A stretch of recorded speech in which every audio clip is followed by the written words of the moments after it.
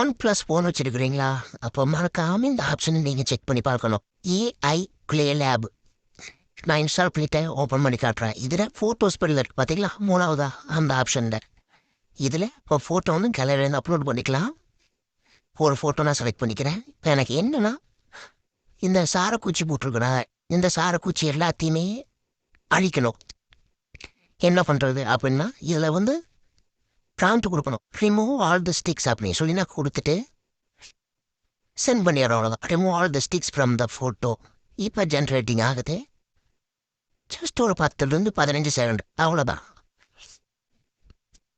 Result எப்படி இருக்குன்னு பார்க்கலாம்.